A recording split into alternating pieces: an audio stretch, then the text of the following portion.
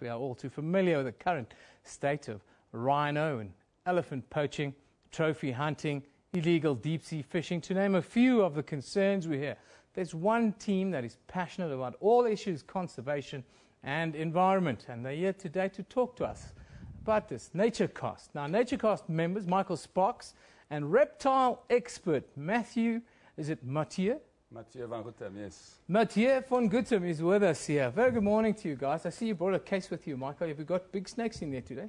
Yeah, one big snake today. One big snake? Okay, we'll hang on to the big snake. Quite hardcore getting it through security. Well, I know. It must have been quite a mission to get it into the building because we've got it's a national key point. Yeah. Sure.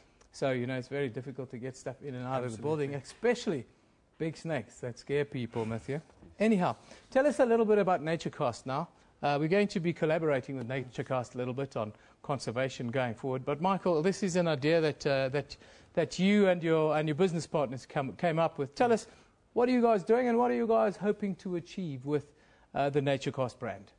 Well, Evan, thanks for having us on the show. NaturCast is as much a platform for eco-activism as it is for entertainment. We are trying to reach that break between entertainment and awareness at the same time and mobilize our viewers to take action at the same time.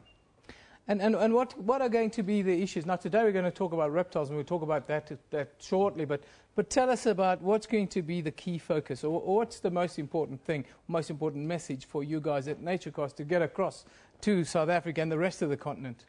I think to South Africa, the rest of the continent and the world. NaturCast hopes to cover stories on conservation, sustainability. We want to highlight all of the things that are currently going wrong in the world. Everything which we're doing to our environment cannot continue. We can't go forward in this tech age without adopting a green philosophy.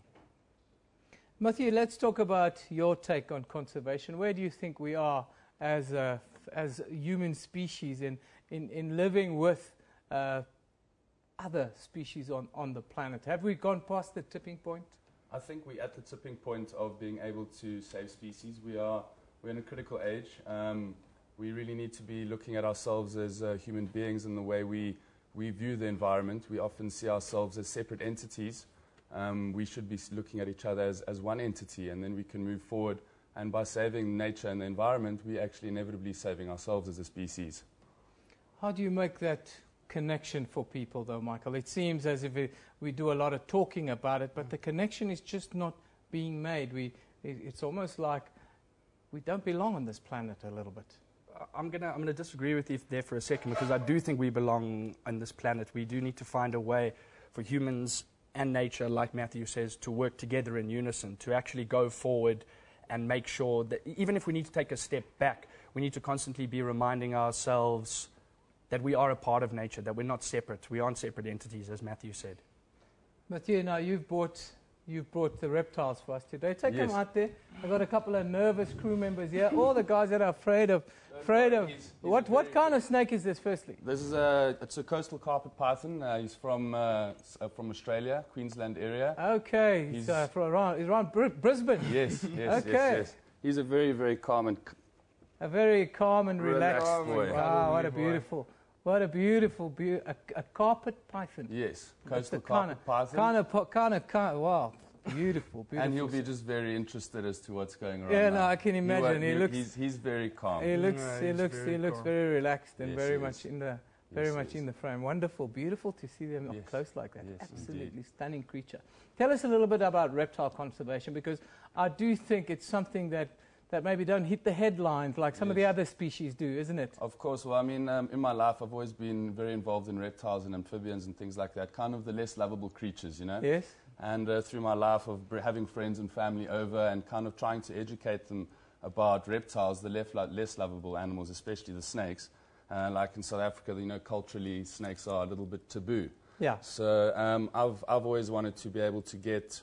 If someone can learn to love a snake like this, then I think the rest of the animals will follow suit.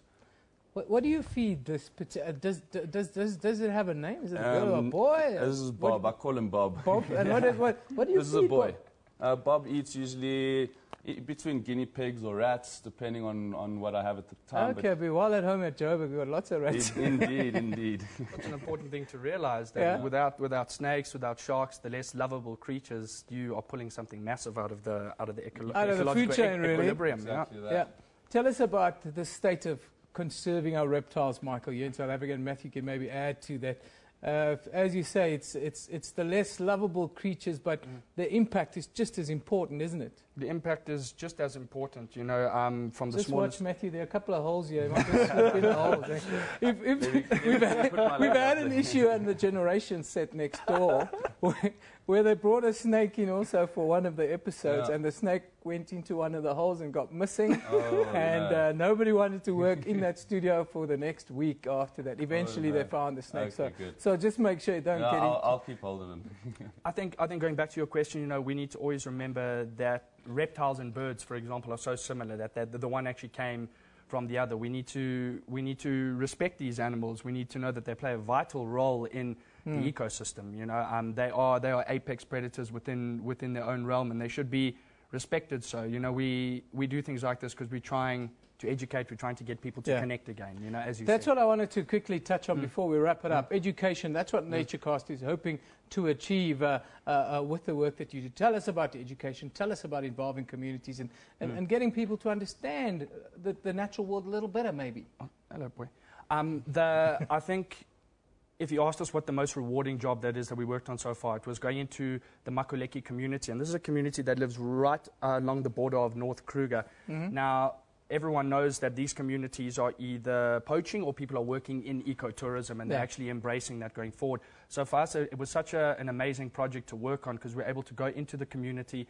We were able to sit down with people and get their views. And what we hope to do is actually educate and try and get more people actually trained as guides going forward. I know that we'll have a show coming up more in the future where we explain a bit more about that, but it's definitely all about getting people to reconnect and getting people back to where they belong. And getting vulnerable communities to interact with 100%. the natural world and also get to benefit from the natural world a little bit, because I suppose that's the only way we're going to really save our species. But in closing, Matthew, Yes.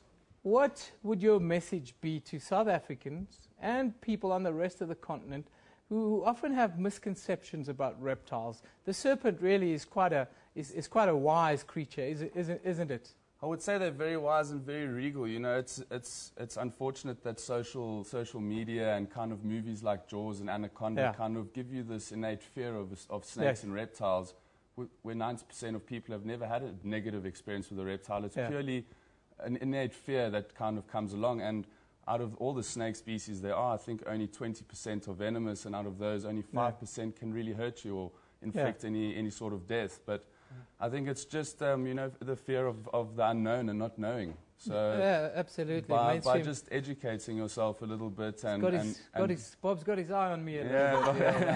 Got your eye on me. It does. And they can be scary, but they're also very, very sweet and intelligent animals and very much part of the natural world we live in. I've got a lot of time for the serpent. It's the big hairy spiders that gives me a little bit of the creep. So I'm going to make sure that Michael don't bring any of those in there. What a beautiful snake. Thank you.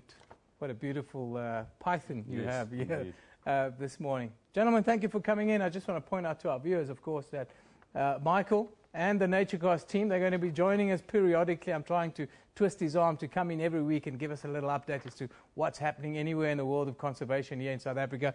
NaturCast, that's the name you should be on the lookout for. They also do fantastic content that they're going to make available occasionally on the show and bring us issues. I think one of the next issues we're going to be talking about, Michael, is dealing with communities in the conservation world, in areas that are so often at risk. But thank you for joining us. Thanks so much for having us, and I hope we can sit in this chair in 20, 30 years' time and be celebrating all the good things that we've done for the environment. Fantastic. I hope so too, because it is in our hands, as the great Nelson Mandela said. We have to make sure that there's something left for, those that come after us. Now, that's where, on that Slytherin note this morning, we will say that, a couple of minutes, we'll take the news, the headlines at the top of the hour there. Bobby's going back into his box, as you can see. Good night, Bob. See you guys after the break.